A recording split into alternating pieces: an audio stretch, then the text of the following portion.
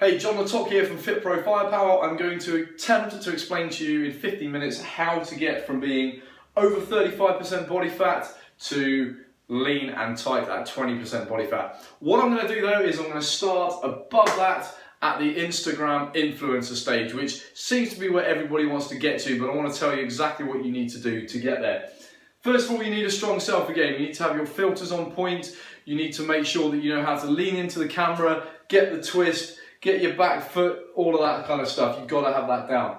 Number two, motivational ass quotes. Now what those are is where you basically post a photo of your ass in the surf, preferably, or doing a yoga pose.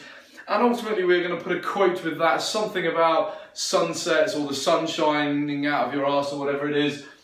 We're attempting to make a motivational quote, but ultimately all we're trying to do is get likes from the 5,000 guys that follow us and that they like our tight butt cheeks.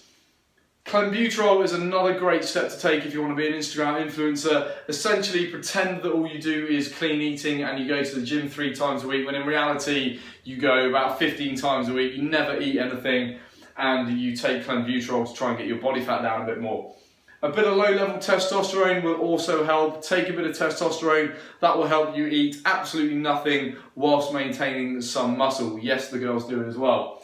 Fake tits, always a good one, love it. Except that you're likely going to have no period, so if you actually want to have children or anything like that, then you can forget it.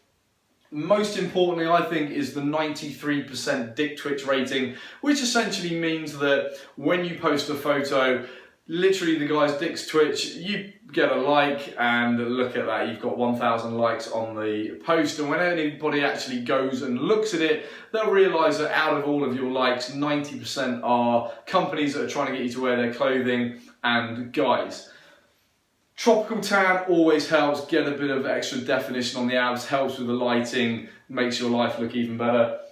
A photo collection for the binge times, this is really, really important. The binge times are those times when, because you've eaten bugger all for about 12 weeks, you crash, you've got to eat loads of ice cream, you feel fat for 7 to 10 days, and you need that binge collection of photos from previous moments of motivational ass quotes. You can use these photos, recycle them, and everybody thinks that your life is still ticking over nicely.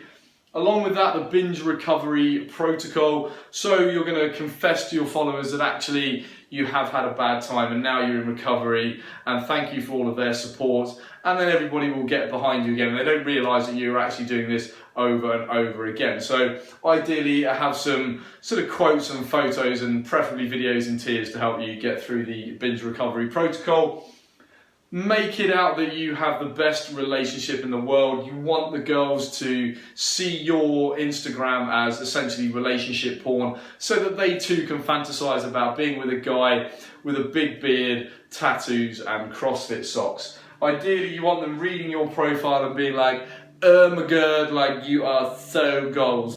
Okay, so I'm assuming that actually you don't really want to be there, you just want to be in the kind of lean tight figure category where your body fat's around sort of 20%, anywhere between sort of 18 and 24, you're going to be looking pretty good. So how do we get there from very fat? Well, if you want to be very fat, which I class as anything over 35% body fat for women, then make sure you're as stressed as possible, don't do any exercise. Ideally have a bad relationship with food so that you're actually unable to control what you're eating and when you're eating it. A permanent calorie surplus is absolutely essential here. We love a bit of that. Eating whatever you want, you're taking in more calories than you're burning, and you will progressively get bigger and bigger and bigger. Obviously around the hips mainly, that tends to be where it goes. And you may have possible genetic issues which you can constantly blame whilst you're sat in front of the TV for 3 hours a night. If you want to move up from that category to what I call standard fat, which is around sort of 30% body fat, where people are starting to make a little bit of progress, but they are still carrying too much body fat, you're going to need to change your environments. You're going to need to surround yourself with different people, maybe go to a different gym, get involved in a class, essentially shut out the people who are trying to drag you down or who are doing it subconsciously just because of their own lifestyles. You're going to want to become aware of your calories. You don't necessarily need to count them every day at this point. Simply do it for a week and realise how many calories you are eating. Most people drastically underestimate how many calories they're taking in and drastically overestimate how many they're burning in the gym. So it's good to get that awareness. and get an idea of obviously what you should be eating. Along with that, I like people to be eating enough protein as well. That will help you to start bringing your body fat down whilst you maintain and ideally build some lean body tissue. That will help in the long run. At this stage, you should be just having one treat meal. If you're going to move from there to there, one treat meal a week will help you psychologically. Realistically, to go from here to here is going to take 12 months or more of consistent action, okay? If we try and tell you just to eat protein and vegetables for that amount of time, you're not going to do it. You know, the chances are very, very slim. So one treat meal is enough to keep you psychologically satisfied. You don't really need a refeed day for some of the hormonal reasons we'll mention in a bit. So one treat meal per week should do the job, and maximum movement. You're just trying to move as much as you can during the day, as much as you can during the working day, maybe getting out for a walk and stuff at the weekend, and you should be able to start moving here. We then move up the path of success to being in good shape, maybe with still a little bit of wobbles. You're going to be around 25% body fat, so there's still some there, but you're starting to feel a lot better and look a lot better as well. So people will start giving you compliments, but you'll be thinking, I can go a little bit further. What we need here is about a 20 to 25% calorie deficit 6 days a week. 1 day a week we're going to have what we call a refeed, where your calories are going to be around maintenance. So that's the number of calories. Basically, if you ate them every day, then if activity levels don't change, you're pretty much going to stay where you are weight-wise. Okay, so do that 1 day a week, maintenance up to maybe 10% over maintenance. You can have a bit of what you fancy there. Obviously, don't go overboard. Make sure you are still within the right calorie range, and you can enjoy that day and then crack on. It'll have no effect on your body fat. Training wise, we're going to want 3 full body workouts a week. So we're going to be aiming for 6 to 12 reps on your sets, kind of reaching that technical failure within that range. And we can throw in some kind of boot camp style or CrossFit style high intensity circuits or intervals into those sessions. If you have time, you can also add in 2 low intensity steady state sessions, which could even be just like a brisk walk with your family, getting the heart rate up, getting a bit of a sweat on, not sort of ambling along and stopping all the time. And that will just aid with your health and burn a few more calories. From here up to here, getting to where you want to be, you're going to be looking at about a 6-month commitment if you stick to things. That will bring us into the lean and tight category, where you're around 20% body fat for females. Somewhere between sort of 18 and 23, 24 is a good place to be. But if you aim for 20%, then you should be pretty happy. That's when your abs are going to start coming out, and you're going to be at a pretty good level in terms of your figure. Here we're going to want around a 20% calorie deficit, again 3 days a week. 4th day a week we can do that refeed day, again about maintenance or up to 10% above, and paying attention to your macronutrients. So we start looking a bit more at carbohydrates and fat percentages, whereas down here we're just making sure we get the total calories and getting enough protein. Training wise, you're probably going to want to move to an upper lower split. In other words, say Monday we do upper body, Tuesday we do lower body, Thursday upper body again, Friday lower body again. So it enables us to get more volume onto particular muscle groups, and again that will help you to keep progressing your figure, getting that sort of lean defined look. Hopefully we can also add in 2 to 3 high intensity sessions. It might be like a boot camp session, it might be an interval session on the treadmill or down the athletics track, or whatever you like. Maybe low intensity steady state. It really depends on your fitness levels, time availability and so on, and that will be discussed in designing a personal program.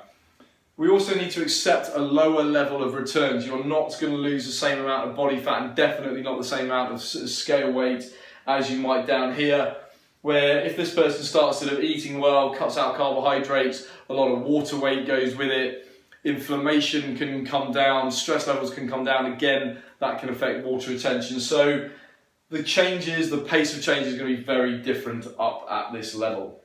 Okay, so that is a crash course in how you get from here to here in about 12 months. Now let's look at the reasons why you might slip back.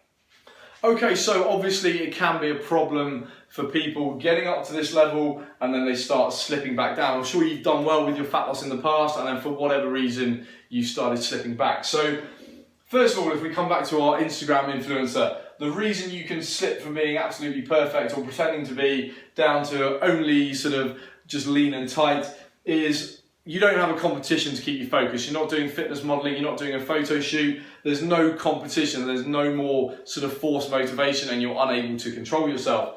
The second one is exposure. People realise that you are talking shit a lot of the time, and somebody exposes you, like the girl who claimed she was just doing 3 or 4 workouts a week in clean eating, and actually she had some clenbuterol in her fridge door, and that ended up all over Instagram.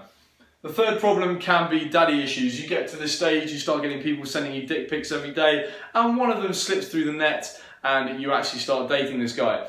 He gets a little bit pissed off because he's fed up of looking at the back of your phone whilst you try and get your dick twitch rating up from other guys simply to massage the fact that you didn't get enough attention when you were younger. So what can happen here is this guy gets annoyed, decides he doesn't want to be with you anymore, and all of these feelings come out again. You feel like you're not valued and nobody loves you enough, and you start binge eating and you start slipping down.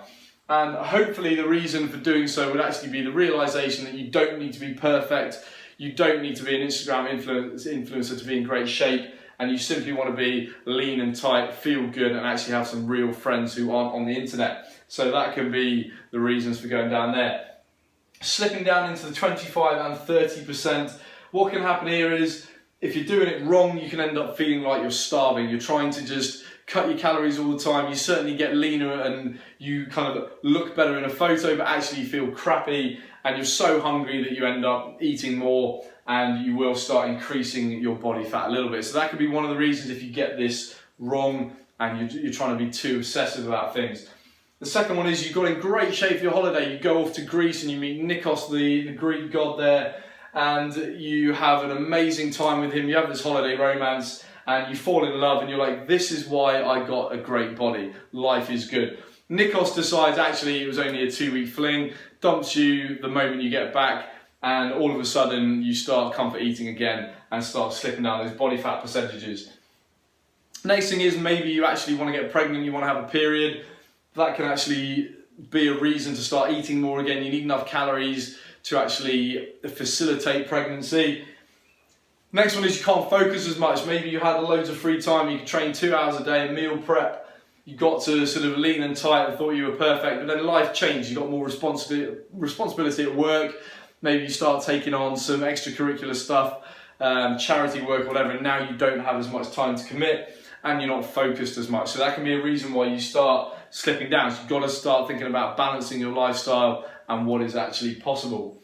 Another key thing can be no reverse diet. So maybe you've gone up to this stage for a fitness competition, even just for your holiday, and now that you've done that, you're like, well, I've got nothing really to work for, and your calories increase, and all of a sudden you're piling on body fat. What we mean by a reverse diet is similarly here where you're dropping calories as you go and managing your nutrition. Once you've done your photo shoot, once you've been on holiday and you look great, then you're going to do what we call a reverse diet. So you gradually increase in calories to bring you out of it without your body just going, oh yeah, put it on my hips, and all those calories that are going there. Now, if you are at the stage of you've made a bit of progress, you're kind of standard fat, around 30%, and then you're going to end up slipping back here. This can happen because, number one, your Zumba teacher becomes a Herbalife seller instead. They're trying to force things on other people and they're making lots of money from that by bullshitting people with Herbalife, and so they stop teaching Zumba because that actually requires some effort. So now you don't have your Zumba instructor, you're feeling a little bit lost, you stop exercising. As a result, a lot of people stop exercising, they stop eating well, and that's when you start piling on the fat again. Another problem can be because you're fed up of being out of shape, just like, right, I will do anything to stop being fat. You make an attempt at what I call punishment exercise, and that is where you will just go and do boot camps twice a day, add some cardio on top. You're trying to punish yourself into shape. You do it for a day, and then you wake up the next day and you have to apply for disability benefit because you can't walk for 5 days because your muscles are so sore. So again, another problem you want to try and avoid. Misinterpretation of drastic weight loss, that is also something that a lot of people don't understand. They think they've done really well because they've lost like 10 pounds in the first week, and that can be good, it can be inspirational, it can keep you going. But if you don't understand that it's largely water weight, when things start to slow down as you get up here and maybe you're only losing 1 or 2 pounds a week, if you're unprepared psychologically for that and you're misinterpreting what is happening with your weight, then that can be a big problem as well. And to sum all of this up, things that apply to all women, if you do not understand your hormone cycle, if you don't understand weight fluctuations, that can very much throw you off course. You will have times of higher water retention. You will also have times of feeling less confident in yourself, hormones change, get a bit more emotional. It can all affect how you approach your nutrition and how you approach your training, so be aware of that. All women should try and minimize media as much as possible. I originally wrote social media because of all of the reasons above. You're basically getting confused, you're getting upset, wondering why you're not perfect and everybody else is. But it's not just social media, even media on TV, the programs you're watching, the news can make you very negative and make it very difficult to move forward just because you're so stressed out and you're in this bubble of, oh, the world's crap and no one can sort of make progress and move forward. We've got to try and avoid that as much as possible. Be in control of your own thoughts and what's going into your brain. Along the same lines, focus on personal progress, okay? You don't need to be following what people are doing on Instagram. You're going to be getting snapshots of what they're doing, partially seeing what they're eating, seeing bits of their workout. It's going to be relatively useless in terms of you personally, particularly if you're down at these levels, you're playing in a different ball game. And last but not least, it's important to say that some people might get lucky. Okay, some people just kind of eat the things they like. They generally like vegetables and chicken or whatever. It doesn't take them much effort. They can get lucky, find the right calorie amount for them, and they kind of end up here almost by accident. Obviously, as we know, some people are born, they're leaner, they're able to lose body fat more easily. Some people are more able to put muscle on more easily, but they struggle with body fat. So there is an element of genetics. Some of the people around you may have just got lucky and won the body fat lottery. It makes no difference to you. Worrying about it, being pissed off about it, or trying to copy them is not going to help you move forward. So appreciate that is just the way life works. Focus on yourself, and I guarantee you can move forward. If you want to talk about any of these issues anymore, please get a hold of me. I'm John Le Toc. This is the Figure Fix Path of Success, and I'll hopefully see you soon.